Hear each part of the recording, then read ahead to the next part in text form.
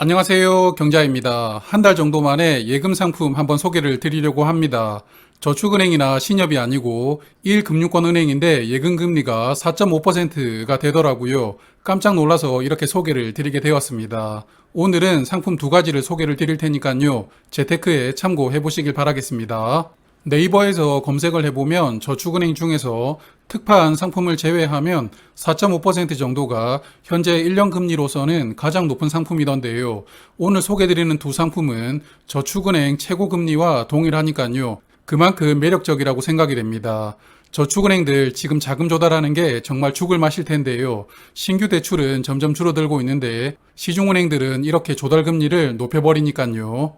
잠깐 이야기가 옆으로 샜는데요. 그럼 본론 들어가겠습니다. 첫 번째 상품은 우리은행 예금입니다. 그렇습니다. 여러분들이 아시는 그 은행이 맞습니다. 한국 4대 시중은행인 우리은행 예금인데 금리가 4.5%입니다. 놀랍죠? 상품 이름이 화면 보시는 우리 원 플러스 예금입니다. 이 상품은 개인만 가입을 할 수 있고요. 가입 금액은 100만 원 이상이고 한도는 없는 것으로 보입니다. 그리고 가입 기간이 자유로운데요. 최소 1개월부터 최대 3년까지 예치 기간을 자유롭게 설정할 수가 있습니다. 자유도가 높은 예금인데도 금리가 상당하니까요. 현존하는 예금 끝판왕 같은 느낌이죠. 자, 그럼 금리 한번 볼까요? 1년 기준으로는 4.5%이고요. 2년 이상을 예치를 하면 금리는 오히려 내려갑니다. 4.3%로 0.2%가 내려가는데요. 아무래도 고금리는 내년까지 유지가 되는 것이 전망이 되고 있다 보니까 2년 예금 금리를 1년 금리보다 적게 주는 것이라고 생각이 됩니다. 그리고 6개월 금리는 4%인데요.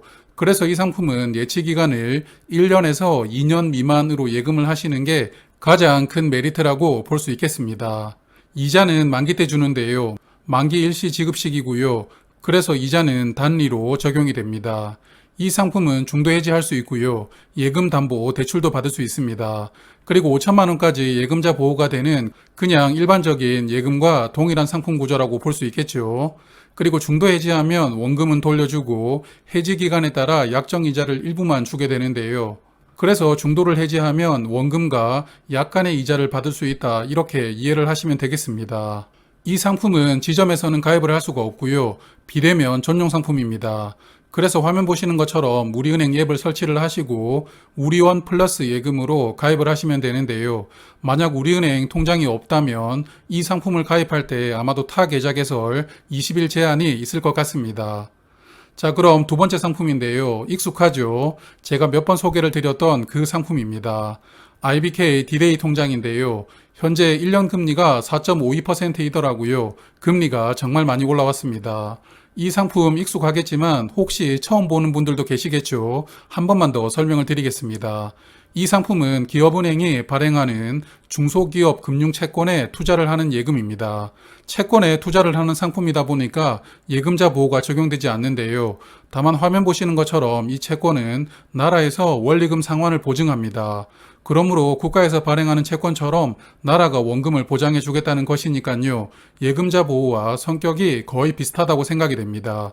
그리고 이 채권을 발행하는 은행이 기업은행이고 기업은행은 최대 주주가 정부입니다. 그러므로 은행 자체가 나라에 소속이 되어 있죠. 나라가 망하지 않는다면 이 은행도 망할 확률이 저는 거의 없다고 봅니다. 가입하는 금액은 100만 원부터 최대 2억 원까지이고요. 이 상품도 이자는 만기 때 지급을 합니다. 앞서 소개를 드렸던 우리은행 예금하고 동일하고요. 그리고 이 상품 채권에 투자를 하는 예금이다 보니까 매일매일 조금씩 금리가 달라질 수 있는데요. 10월 1일 기준으로 보면 1년 금리는 4.52%이고 6개월 금리는 3.96%입니다. 채권 금리가 많이 오르다 보니까 이 상품 금리가 한 달 만에 크게 뛰었는데요. 제가 저번 달에 소개를 드릴 때 1년 금리가 3.83%였는데 지금은 4.5%이니까 한 달 사이에 약 70bp 정도로 금리가 크게 높아졌습니다. 그리고 이 상품도 중도 해지할 수 있고요. 중도에 해지하면 원금과 함께 약간의 이자를 돌려받는 그런 동일한 상품 구조를 가지고 있습니다. 가입하는 기간은 30일부터 1년까지 임의로 정할 수가 있는데요. 주의할 점이 1년은 364일로 세팅을 하셔야 되고 6개월을 예치를 한다면 183일로 세팅을 하셔야 약정된 이자를 정상적으로 받을 수가 있는데요. 그냥 한 달은 30일이니까 1년이면 360일, 그리고 6개월이면 180일, 이렇게 생각하시고 세팅을 하시면 안 되겠습니다. 그리고 이 상품도 비대면 전용 상품인데요. 화면 보시는 기업은행 앱을 설치를 하고 IBK 디데이 통장을 찾으신 다음에 가입을 하시면 되겠습니다. 자, 그럼 끝내기 전에 잠깐 금리 이야기를 좀 드릴 텐데요. 저번 달 미국 FOMC에서는 연준 위원들이 적정금리 점을 찍어서 보여주는 점도표가 공개가 되었었죠. 올해 적정하다고 생각하는 금리가 4.5%였고, 그리고 내년 적정한 금리는 4.75%까지 금리를 높여야 된다는 의견들이 나왔습니다. 지난 6월에 예상했던 것보다 금리 예상치를 1% 높이면서 주식시장과 채권시장은 패닉이었는데요. 그래서 현재 미국 금리는 3.25%이지만 남은 기간 동안에 125bp나 금리를 추가로 인상할 게 예상이 되고요. 연말 금리는 4.5%까지 올라갈 가능성이 높아졌습니다. 그래서 한국은 현재 금리 인상을 논의하는 금통위가 올해 2번 남아 있는데요. 10월 12일하고 11월 24일입니다. 아마도 특별한 변수가 없다면 2달 연속 금리는 빅스텝으로 올리지 않을까 시장이 전망하고 있는데요. 그래서 현재 한국 금리는 2.5%인데 이걸 연말까지 3.5% 정도로 끌어올리고 내년 이후에도 미국과 금리 차이를 조금씩 더 좁혀 나가지 않을까 생각이 됩니다. 그래서 아직 기준금리는 2.5%이지만 벌써 채권 금리는 한국 연말 금리가 반영이 되었는데요. 국채 10년물 금리가 4.1%입니다. 국채 금리가 이 정도이다 보니까 은행들이 은행채로 조달하는 금리는 5년물이 5%가 넘었다고 합니다. 그러다 보니까 개인 예금도 이제 금리 4% 시대가 열리게 된 것이라고 보이는데요. 오늘 두 상품도 이와 같은 배경에서 이해를 하시면 좋을 것 같습니다. 자, 그래서 미국에서 이야기한 금리가 올해는 4.5%, 그리고 내년에는 4.75%이니까요. 개인적인 생각으로는 예금들 금리는 점점 정점이 가까워지고 있는 것 같습니다. 그래도 10월 금통위에서 금리 인상 결정을 하면 다른 은행들도 추가로 금리를 조금씩 더 인상하겠죠.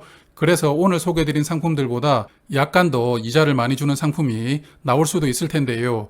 그래서 10월 금리 인상 이후에 고금리 상품 한번 다시 찾아보고 소개를 드려보도록 하겠습니다. 10월 금리 인상이 결정되면 먼저 파킹 통장 정리 한번 하고요. 그 다음에 예금 상품을 소개드리는 순서로 해서 영상 두 편으로 말씀을 드릴게요. 그럼 저는 다음에 또 뵙도록 하고요. 오늘도 고맙습니다.